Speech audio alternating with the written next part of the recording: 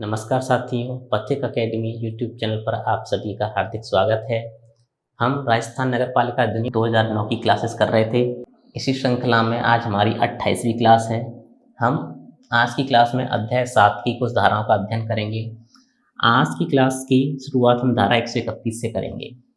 धारा 131 में बताया गया है किन किन मामलों में वारंट जारी किया जा सकेगा।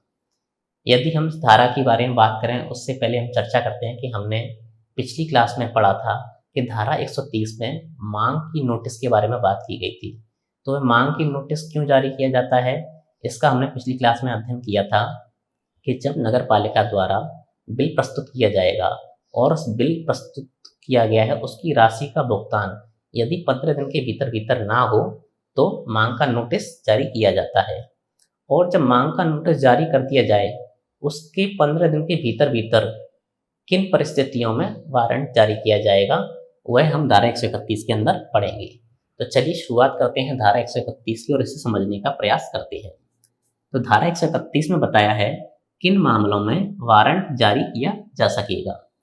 यदि कोई व्यक्ति जिस पर धारा 130 के अधीन मांग का नोटिस तामील किया गया हो, ऐसा व्यक्ति यदि नोटिस तामील के 15 दिन के भीतर भीतर पॉइंट नंबर 1 मांगी गई राशि का संदाय ना करे, पॉइंट नंबर 2 नगर पालिका के अधिकारी को राशि जमा ना कराने का कारण ना बताए, और पॉइंट नंबर 3 मांग के विरुद्ध धारा 121 के अधीन अपील ना करे। तो अब इसे एक बार समझने का प्रयास करते हैं। यदि कोई व्यक्ति है जिस पर धारा 130 के अधीन मांग का नोटिस जारी किया गया है और ऐसा व्यक्ति यदि 15 दिन के अंदर अंदर नोटिस जारी होने के 15 दिन के भीतर भीतर मांगी गई राशि का पेमेंट ना करे, और पॉइंट नंबर 2 नगर पालिका का जो अधिकारी है जिसको राशि जमा करानी है उसको यह ना बताए कि वह किस कारण से राशि जमा नहीं करा पा रहा है, और वह जो कारण बताएगा दायी व्यक्ति नगर पालिका अधिकारी को वह समाधानप्रद रूप में होना चाहिए। अर्थात कोई भी ऐसा कारण ना बताए जो अनुचित हो। जैसे कि उदाहरण के तौर पर देखें तो दायी व्यक्ति यदि यह कह दे कि मेरे पास धन नहीं है, मैं बिल का भुगतान या पेमेंट नहीं कर सकता, तो इस प्रकार का कारण नहीं चलेगा। कोई उचित कारण होना चाहिए कि कैलकुलेशन में मिस्टेक हुई है कहीं, या जो बिल प्रस्तुत किया गया है उसमें गलती है जिस कारण से मैं जमा नहीं करा पा रहा हूँ। तो समाधानप्रद रूप में कोई कारण बताया जाए तो नगर पालिका अधिकारी उस कारण को सुनेगा। तो यदि दायी व्यक्ति ने ऐसा कारण भी नहीं बताया हो, राशि का भुगतान भी नहीं किया हो, और तीसरा पॉइंट है मांग के विरुद्ध धारा 121 के अधीन अपील भी ना करी हो। धारा 121 में हमने पढ़ा था करादान के विरुद्ध अपील। उस धारा में हमने पढ़ा था कि यदि किसी व्यक्ति पर कोई कर आरोपित किया गया है या कर की दर में परिवर्तन किया गया है और व्यक्ति उससे असंतुष्ट है तो वह कर के विरुद्ध या कर के परिवर्तन के विरुद्ध अपील कर सकता है। और अपील कहाँ की जाएगी, तो हमने धारा 121 में पढ़ा था वह कर निर्धारण के विरुद्ध अपील कलेक्टर को कर सकता है या राज्य सरकार के द्वारा प्राधिकृत किसी व्यक्ति या अधिकारी को कर सकता है। तो यदि नोटिस जारी होने के 15 दिन के बाद भी व्यक्ति राशि का भुगतान नहीं करता है, नगर पालिका अधिकारी को कारण भी नहीं बताता है और ना ही मांग के विरुद्ध कोई अपील करता है, तो ऐसी स्थिति में जो राशि उससे मांगी गई है तो ऐसी राशि वसूली के समस्त खर्चों सहित व्यक्तिकर्मी की किसी संपत्ति की कुर्की और विक्रय द्वारा उद्ग्रहित की जा सकेगी। अर्थात जो राशि बिल में मांगी गई है वो प्लस उसको वसूल करने में नगर पालिका का जो खर्चा होगा, उन दोनों राशियों को मिलाकर नगर पालिका द्वारा उस व्यक्ति की संपत्ति को कुर्क किया जा सकता है या उस व्यक्ति की संपत्ति को जब्त करके विक्रय द्वारा उद्ग्रहित किया सकता है। इसको आप उदाहरण से इस प्रकार समझिए। मान लीजिए किसी व्यक्ति को बिल प्रस्तुत किया गया, उस व्यक्ति ने बिल का भुगतान 15 दिन के अंदर अंदर नहीं किया तो 130 के अधीन मांग का नोटिस जारी किया जाएगा, और मांग का नोटिस जारी होने के बाद भी यदि 15 दिन के भीतर वह व्यक्ति पेमेंट नहीं करता है, राशि जमा कराने का कारण भी नहीं बताता है और धारा 121 के अधीन अपील भी नहीं करता है, तो ऐसी स्थिति में जो राशि उसमें बिल से मांगी गई है वह राशि प्लस नगर पालिका को वसूल करने में जो खर्चा आएगा, उन दोनों राशियों को नगर पालिका उस व्यक्ति की संपत्ति को कुर्क कर या उसकी संपत्ति को बेचकर अपनी बिल की राशि को उद्ग्रहित कर लेगी। आगे पॉइंट है, जंगम संपत्ति की कुर्की के मामले में मुख्य नगर पालिका अधिकारी 5वीं अनुसूची के प्रारूप में वारंट जारी करेगा। यानी कि जंगम संपत्ति, इसके बारे में भी हम पहले पढ़ चुके हैं। जंगम संपत्ति यानी कि जो संपत्तियां हेल्ड हो सकती हैं, मूव कर सकती हैं, उन संपत्तियों की यदि कुर्की होनी है तो 5वीं अनुसूची के प्रारूप में वारंट जारी किया जाएगा, या अन्य कोई भी इसी आशय से संबंधित प्रारूप में भी वारंट जारी किया जा सकता है। और स्थावर संपत्ति की कुर्की की बात करें, स्थावर संपत्ति की कुर्की के मामले में नगर पालिका द्वारा वारंट का वह प्रारूप जारी किया जाएगा जो विहित किया जाए, अर्थात नगर पालिका के नियमानुसार जो प्रारूप बनाया गया है उसमें स्थावर संपत्ति की कुर्की का वारंट जारी किया जाएगा। धारा 131 में अन्य कुछ पॉइंट विशेष हैं जिन्हें हम आगे भी चर्चा करेंगे। धारा 131 में अगला पॉइंट है, कुर्की और विक्रय के लिए कोई वारंट उस तारीख से 3 वर्ष के भीतर भीतर जारी किया जा सकता है, उसके पश्चात नहीं। इस लाइन का अर्थ यह हो जाएगा कि जब नोटिस तामील कर दिया गया है उसके बाद 15 दिन का समय दिया जाता है।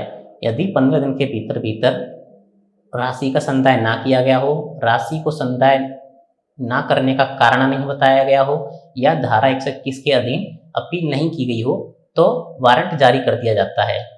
तो वह तिथि जिस तारीख को वारंट जारी किया जाना था उस तिथि से 3 वर्ष के भीतर भीतर वारंट जारी किया जा सकता है। यदि 3 वर्ष का समय पूरा हो चुका है तो उसके पश्चात वारंट जारी नहीं किया जाएगा, परंतु 3 वर्ष के बाद देय राशि की वसूली भू राजस्व के बकाया की भांति वसूल करने का अनुरोध नगर पालिका प्राधिकारियों से कर सकती है। अब मान लीजिए कोई देय राशि थी जिसको वारंट जारी करने की जो तिथि थी उससे 3 वर्ष के भीतर भी वारंट जारी नहीं किया गया, तो ऐसी स्थिति में 3 वर्ष के बाद उस राशि की वसूली के लिए नगर पालिका प्राधिकारियों से अनुरोध कर सकती है और उस राशि की वसूली को भू राजस्व के बकाया की भांति वसूला जाएगा। इस पॉइंट को आप याद रखिएगा। धारा 131 में अगला पॉइंट यह है कि प्रत्येक वारंट मुख्य नगर पालिका अधिकारी द्वारा हस्ताक्षरित और जारी किया जाएगा, अर्थात जो वारंट जारी किए जा रहे हैं उन पर सिग्नेचर मुख्य नगर पालिका अधिकारी के होंगे और उनको वारंट को जारी मुख्य नगर पालिका अधिकारी ही करेगा। अगला पॉइंट है धारा 131 में, जो संपत्ति नगर पालिका की अधिकारता में हो वहां वारंट में नगर पालिका अधिकारी को संबोधित किया जाएगा। मान लीजिए कोई संपत्ति है वह नगर पालिका की अधिकारता में ही आती है, तो वहां नगर पालिका अपने स्वयं के लिए जो वारंट जारी करेगी या उस संपत्ति के संबंध में जो वारंट जारी किया जाएगा तो वह वारंट नगर पालिका के किसी अधिकारी को संबोधित करते हुए जारी किया जाएगा। सेम इसी से संबंधित दूसरा पॉइंट भी हम देखेंगे। यदि संपत्ति दूसरी नगर पालिका में हो या नगर पालिका क्षेत्र से बाहर हो तो ऐसी स्थिति में जो वारंट होगा वह मुख्य नगर पालिका अधिकारी या तहसीलदार को संबोधित करते हुए जारी किया जाएगा। मान लीजिए कोई संपत्ति है वह नगर पालिका क्षेत्र से बाहर आ रही है या किसी अन्य नगर पालिका क्षेत्र में आ रही है, तो ऐसी स्थिति में जो वारंट जारी किया जाएगा वह मुख्य नगर पालिका अधिकारी या तहसीलदार को संबोधित करते हुए जारी किया जाएगा। और इसमें अगला पॉइंट यह भी दिया गया है कि मुख्य नगर पालिका अधिकारी या तहसीलदार ऐसे वारंट को अपने अधीनस्थ अधिकारियों को पृष्ठांकित कर सकते हैं। तो इस प्रकार ये धारा 131 पूरी हुई। अब हम अगली धारा देखते हैं। अगली धारा है धारा 132। धारा 132 में बताया गया है वारंट का निष्पादन करने के लिए बलपूर्वक प्रवेश। इस धारा को देखने से पहले अभी हम पहले पढ़ के आए हैं कि वारंट को संबोधित या पृष्ठांकित किया जाता है। 2 शब्द जिनको हमने अभी पहले पढ़ा था, वारंट संबोधित और पृष्ठांकित करना। तो पृष्ठांकित करना या संबोधित करने का अर्थ यह हो जाएगा कि यदि कोई वारंट किसी व्यक्ति के लिए जारी किया जाता है तो जो अधिकारी इस वारंट के लिए कार्यवाही करेगा तो वह वारंट उसके लिए संबोधित या पृष्ठांकित होगा, अर्थात जो अधिकारी कार्यवाही करने वाला है तो वह वारंट उसके नाम से संबोधित या पृष्ठांकित होगा। तो इसको हम इस प्रकार भी समझ सकते हैं अगर देखना चाहें कि जिस अधिकारी को वारंट संबोधित या पृष्ठांकित किया गया है वही अधिकारी वारंट के लिए कार्यवाही करेगा। आगे इस धारा में भी इस शब्द का उपयोग किया गया है जिससे इसे समझने में और सहायता मिलेगी। धारा 132 में दिया गया है, ऐसा अधिकारी जिसको वारंट संबोधित या प्रश्नांकित किया गया हो। तो ऐसा अधिकारी ऐसी संपत्ति जो वारंट के अधीन अभिग्रहणी है, अर्थात वारंट में जिस संपत्ति को कुर्क किया जाना है या जब्त किया जाना है, ऐसी संपत्ति में उसमें प्राधिकार और प्रयोजन अधिसूचित करके प्रवेश की सम्यक मांग कर सकता है। यदि वह सम्यक रूप से प्रवेश नहीं कर पाता है तो कुर्की के लिए सूर्योदय से सूर्यास्त के मध्य समय में भवन की खिड़की या दरवाजा तोड़कर खोल सकता है, और ऐसा करना उस अधिकारी के लिए विधिपूर्ण होगा। अब इसको समझते हैं। तो ऐसा अधिकारी जिसको वारंट संबोधित या प्रश्नांकित किया गया हो, जिसकी हमने अभी बात की थी कि जो अधिकारी वारंट के लिए कार्रवाई करने वाला है उसके लिए संबोधित और प्रश्नांकित शब्द का उपयोग किया गया है। तो ऐसा अधिकारी जिसको वारंट संबोधित या प्रश्नांकित किया गया है, तो वह अधिकारी वारंट के लिए कार्रवाई करेगा। तो ऐसा अधिकारी किसी संपत्ति, और वह संपत्ति कौन सी है, जो वारंट के अधीन अभिग्रहणी है, अर्थात जो वारंट में दिया गया है कि संपत्ति को कुर्क किया जाना है या जब्त किया जाना है।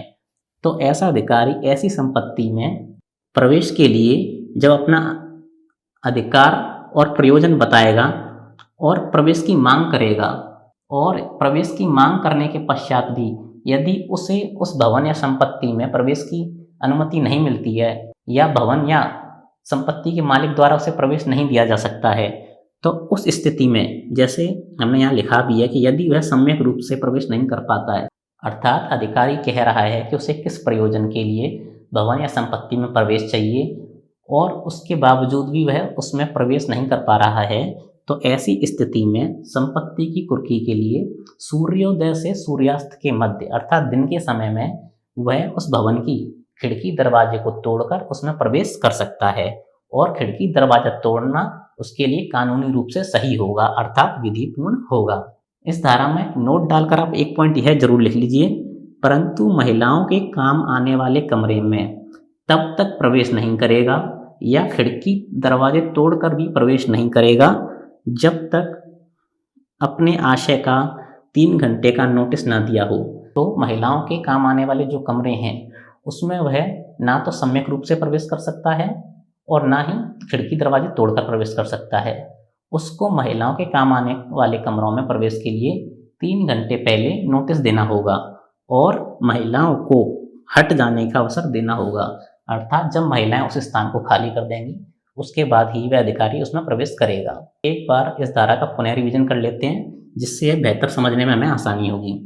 कोई अधिकारी है जिसको वारंट में संबोधित किया गया है, ऐसा अधिकारी ऐसी संपत्ति जो वारंट के हिसाब से कुर्क की जानी है, ऐसी संपत्ति में प्रवेश करना चाहता है, तो वह भवन के स्वामी से उसमें प्रवेश की सम्यक मांग करेगा।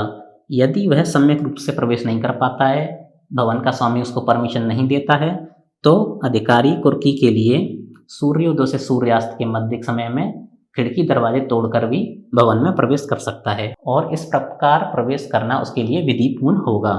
नोट डालकर हमने ये देख लिया कि महिलाओं के काम आने वाले जो कमरे हैं उनमें वह प्रवेश नहीं कर सकता है। प्रवेश करने के लिए उसको 3 घंटे पहले नोटिस देना होगा और महिलाओं को उस स्थान से हट जाने का अवसर देना होगा। यह धारा 132 के अंदर बताया गया है। धारा 133 में वारंट को निष्पादित करने की रीति के बारे में बताया गया है। इससे संबंधित पॉइंटों को हम पढ़ेंगे। अधिकारी द्वारा वारंट में नामित व्यक्ति की किसी जंगम या स्थावर संपत्ति को कुर्क करना विधिपूर्ण होगा। इस पॉइंट का अर्थ यह हो जाएगा, जिस अधिकारी को वारंट संबोधित या प्रश्नांकित किया गया है वह अधिकारी वारंट में नामित व्यक्ति की जंगम और स्थावर संपत्तियों की कुर्की कर सकता है, और अधिकारी के लिए इस प्रकार की संपत्ति को कुर्क करना विधिपूर्ण होगा। अगला पॉइंट देखें कि निम्न संपत्ति की कुर्की नहीं की जाएगी। तो यहाँ उन संपत्तियों के बारे में बात की गई है जिनकी कुर्की नहीं की जा सकती है। उसमें पहला पॉइंट है व्यतिकर्मी, उसकी पत्नी, बच्चे के पहनने के आवश्यक वस्त्र और बिस्तर, अर्थात जिस व्यक्ति के नाम से वारंट जारी किया गया है या जिस व्यक्ति की संपत्ति की कुर्की होनी है, तो उस व्यक्ति, उसकी पत्नी, उसके बच्चे इत्यादि के वस्त्र और बिस्तर की कुर्की नहीं की जाएगी।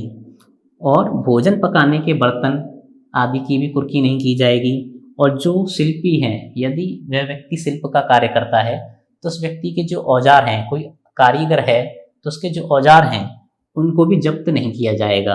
और चौथा पॉइंट दिया गया है, व्यतिकर्मी यदि किसान हो तो उसकी खेती के उपकरण, बीज और पशु जो उसकी जीविका के उपार्जन के लिए आवश्यक हों, ऐसी वस्तुओं की कुर्की भी नहीं की जाएगी। धारा 133 में कुछ पॉइंट और बाकी हैं जिन्हें हम अभी आगे देखेंगे। धारा 133 में तीसरा पॉइंट है, जंगम संपत्ति की कुर्की अत्यधिक नहीं होगी, अर्थात वसूली रकम के निकटतम अनुपात में होगी। अर्थात जितनी रकम की वसूली होनी है उसके निकटतम अनुपात में ही जंगम संपत्ति की कुर्की की जाएगी। उससे अधिक मूल्य की जंगम संपत्ति की कुर्की नहीं की जाएगी। यदि जंगम संपत्ति कुर्क की गई है तो यदि वारंट पर हस्ताक्षर करने वाले व्यक्ति की राय हो तो तुरंत लौटा दी जाएगी। इसका अर्थ यह हो जाएगा, मान लीजिए किसी जंगम संपत्ति की कुर्की की गई है और वारंट पर हस्ताक्षर करने वाला अधिकारी अर्थात मुख्य नगर पालिका अधिकारी या अन्य प्राधिकारी जिसके द्वारा वारंट पर हस्ताक्षर किए गए हैं, यदि उसकी राय हो तो जंगम संपत्ति को लौटाया भी जा सकता है। चौथा पॉइंट है, अधिकारी जंगम संपत्ति कुर्क करने पर तुरंत उसकी सूची बनाएगा और कुर्की के समय कब्जा रखने वाले व्यक्ति को 6वीं अनुसूची के प्रारूप में लिखित नोटिस देगा। और जिस अधिकारी ने जंगम संपत्ति को कुर्क किया है तो कुर्क करते समय वह सूची तैयार करेंगे सभी जंगम संपत्तियों की, और कुर्की के समय जिस व्यक्ति का जंगम संपत्ति पर अधिकार है अर्थात जो जंगम संपत्ति का स्वामी है उसको 6वीं अनुसूची के प्रारूप में लिखित नोटिस भी दिया जाएगा। नेक्स्ट पॉइंट है, स्थावर संपत्ति की कुर्की उस संपत्ति के अंतरण, लाभ आदि को प्रतिसिद्ध करते हुए आदेश करके की जाएगी। और यदि अधिकारी के द्वारा किसी स्थावर संपत्ति को यदि कुर्क किया जाना है तो कुर्क करने से पहले वह अधिकारी उस संपत्ति के अंतरण और लाभ को प्रतिसिद्ध करते हुए आदेश जारी करेगा। अर्थात मान लीजिए किसी भवन या भूमि की कुर्की होनी है तो जो अधिकारी उस भवन या भूमि को कुर्क करने वाला है वह एक ऐसा आदेश जारी करेगा जिस आदेश में यह लिखा होगा कि यह भूमि या भवन जिसकी कुर्की की जानी है इसको ना ही किसी अन्य व्यक्ति को ट्रांसफर या अंतरण किया जा सकता है, ना ही इस भवन या भूमि से किसी प्रकार का लाभ लिया जा सकता है। अर्थात अंतरण और लाभ दोनों को प्रतिसिद्ध करते हुए वह आदेश जारी करेगा और उस भूमि और भवन को कुर्क कर लेगा। अगला पॉइंट है, कुर्की ढोल बजाते हुए उद्घोषित की जाएगी। कुर्की आदेश की एक प्रति संपत्ति पर और एक प्रति नगरपालिका कार्यालय पर चिपकाई जाएगी। और संपत्ति राज्य सरकार को राजस्व संदत्त करती है तो एक प्रति जिला कलेक्टर कार्यालय में भी चिपकाई जाएगी। अब इन पॉइंट का अर्थ आप समझिए कि जब स्थावर संपत्ति की कुर्की की जाती है तो वह कुर्की ढोल बजाकर की जाती है।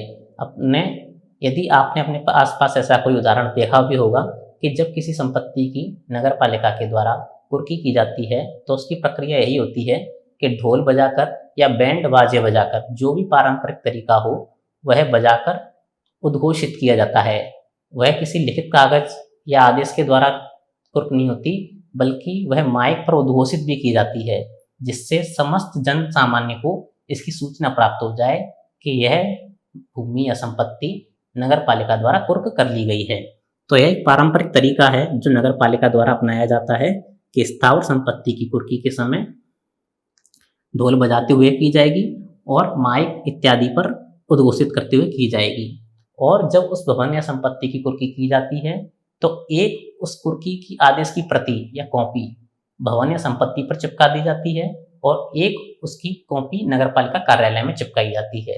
यदि वह भूमि या भवन राज्य सरकार को राजस्व संदत्त करते हैं या राजस्व का पेमेंट करते हैं, ऐसी भवन या भूमि है तो उसकी एक प्रति भूमि पर और नगरपालिका कार्यालय और उसकी एक प्रति जिला कलेक्टर कार्यालय में भी चिपकाई जाएगी। धारा 134 में बताया गया है, कुर्क की गई संपत्ति का विशेष मामलों में विक्रय। पहले हम इस धारा को पढ़ लेते हैं। यदि कुर्क की गई संपत्ति शीघ्र क्षयशील है या उसकी अभिरक्षा का व्यय अधिक है तो मुख्य नगरपालिका अधिकारी कुर्की के समय संपत्ति पर जिस व्यक्ति का कब्जा था उस व्यक्ति को इस आशय का नोटिस देगा कि संदाय करे, अन्यथा उसकी संपत्ति का विक्रय कर दिया जाएगा। यदि संदाय नहीं किया जाता है तो विक्रय कर दिया जाएगा। अब इसका अर्थ यह हो जाएगा कि मान लीजिए किसी संपत्ति को कुर्क किया गया नगरपालिका के द्वारा और वह संपत्ति क्षयशील है, अर्थात वह शीघ्र ही जीर्ण शीर्ण अवस्था में आ जाएगी और उसकी कीमतें गिर जाएंगी। उदाहरण के तौर पर यदि हम किसी जंगम संपत्ति का उदाहरण लें तो मान लीजिए नगरपालिका को 1 लाख रुपए किसी व्यक्ति से वसूलने थे और वह व्यक्ति 1 लाख रुपए का पेमेंट नहीं कर पाया। उस स्थिति में नगरपालिका ने किसी वाहन को जब्त या कुर्क कर लिया। अब जिस समय वाहन जब्त या कुर्क किया गया था उस समय उसकी कीमत 1 लाख रुपए आंकी गई। यदि वाहन इत्यादि के केस में देखें तो उस वाहन की कीमत अगले महीने अगर आप आंकोगे तो 100% वह कीमत कम हो जाएगी। तो ऐसी स्थिति में यदि 1 लाख का वाहन अगर अगले महीने देखा जाए तो 90,000 या 80,000 रुपये का हो जाएगा। तो ऐसी स्थिति में नगरपालिका को नुकसान होगा कि वह 1 लाख रुपये प्राप्त करना चाह रही थी, लेकिन यदि 2 माह बाद वो विक्रय भी करती है उसका तो उसे 80,000 या 90,000 रुपये प्राप्त होंगे। तो ऐसे संपत्तियां जो शीघ्र क्षयशील हैं, अर्थात उनकी कीमतें गिर जाएंगी या फिर उनकी अभिरक्षा का व्यय अधिक है। कोई भवन संपत्ति है जो जीर्ण शीर्ण अवस्था में है, उसको कुर्क कर लिया गया नगरपालिका के द्वारा, लेकिन उसकी अभिरक्षा, उसके रखरखाव का व्यय बहुत अधिक है, तो ऐसी स्थिति में नगरपालिका उसको विक्रय करने का निर्णय लेती है और विक्रय करने से पूर्व वह मुख्य नगरपालिका अधिकारी उस व्यक्ति को जिसकी वह संपत्ति है, जिससे वह संपत्ति कुर्क की गई है, उस व्यक्ति को एक नोटिस भेजेंगे कि आप बिल का भुगतान करें, अन्यथा आपकी संपत्ति को बेच दिया जाएगा। यदि ऐसा व्यक्ति भुगतान कर देता है तो संपत्ति उसको लौटा दी जाती है और ऐसा व्यक्ति यदि विक्रय नहीं करता है, संदाय नहीं करता है, तो उसकी संपत्ति को विक्रय कर दिया जाता है। उम्मीद करता हूँ यह पॉइंट आपको समझ में आया होगा। अगला पॉइंट यह है, संपत्ति के किसी भाग का भी विक्रय किया जा सकता है। यह पॉइंट का अर्थ यह हो जाएगा कि पूरी संपत्ति को ना बेचकर उसके किसी भाग को भी बेचा जा सकता है। अगला पॉइंट है, विक्रय से प्राप्त राशि यदि अधिक हो तो अधिशेष के संबंध में नोटिस कुर्की के समय कब्जा रखने वाले व्यक्ति को भेजा जाएगा। यदि नोटिस की तारीख से 1 वर्ष के भीतर नगरपालिका को लिखित आवेदन देकर दावा किया जाए तो प्रतिदाय कर दिया जाएगा, अन्यथा वह संपत्ति नगरपालिका की हो जाएगी। अब इस पॉइंट को आप इस प्रकार समझिए कि किसी व्यक्ति से 1 लाख रुपए का भुगतान होना था और व्यक्ति ने नगरपालिका को भुगतान नहीं किया और उसकी जो संपत्ति को नगरपालिका ने कुर्क किया और उसका विक्रय भी कर दिया और विक्रय से नगरपालिका को 1 लाख रुपए से अधिक की आय हुई, मान लीजिए 1.5 लाख रुपए की आय हुई, तो जो 50,000 रुपये का अधिशेष नगरपालिका को प्राप्त हुआ तो नगरपालिका उस अधिशेष के बारे में जानकारी उस व्यक्ति को देगी कि हमने आपकी संपत्ति का विक्रय कर दिया, हमारा 1 लाख का भुगतान तो हमें प्राप्त हो गया, प्लस 50,000 जो राशि अधिक प्राप्त हुई है उसे आप वापस ले सकते हैं। उस राशि को वापस लेने के लिए उस व्यक्ति को नगरपालिका में लिखित आवेदन देकर दावा करना होगा और वह भी दावा 1 वर्ष के भीतर, यानी कि जब नगरपालिका ने नोटिस भेजा है अधिशेष के बारे में उसके 1 वर्ष के भीतर दावा करना होगा। यदि व्यक्ति दावा कर देता है तो उसको प्रतिदाय अर्थात रीपेमेंट कर दिया जाएगा और यदि व्यक्ति दावा नहीं करता है तो वह जो अधिशेष नगरपालिका को प्राप्त हुआ है वह नगरपालिका की संपत्ति माना जाएगा। अगली धारा है धारा 135। धारा 135 में बताया गया है, नगरपालिका के बाहर कुर्की और विक्रय, अर्थात नगरपालिका की जो सीमा क्षेत्र है उससे बाहर किसी संपत्ति की कुर्की और उसके विक्रय के बारे में वारंट जारी करने वाला अधिकारी पृष्ठांकन द्वारा अधिकारी को कुर्क की गई संपत्ति के विक्रय का निर्देश देगा और अधिकारी द्वारा संपत्ति का विक्रय और अन्य आनुषंगिक कार्य करना विधिपूर्ण होगा। इसका यह हो जाएगा कि जो अधिकारी वारंट जारी करता है वह किसी अन्य अधिकारी को संबोधित या पृष्ठांकन करते हुए वारंट जारी कर देगा, अर्थात जिस व्यक्ति को पृष्ठांकित और संबोधन करते हुए वारंट जारी किया जाएगा, वह अधिकारी ही वारंट के ऊपर कार्रवाई करेगा। तो जिस अधिकारी ने वारंट जारी किया है, वह अधिकारी जिस व्यक्ति को प्रश्नांकन द्वारा वारंट के लिए अधिकारी नियुक्त किया गया है, उसको संपत्ति के विक्रय करने का निर्देश दे सकेगा और उस अधिकारी के द्वारा संपत्ति को विक्रय करना और विक्रय से संबंधित जो भी अन्य कार्य हैं, जो भी अन्य आनुषंगिक कार्य होंगे, उन सभी को करना उस अधिकारी के लिए विधिपूर्ण होगा, अर्थात कानूनी रूप से सही होगा।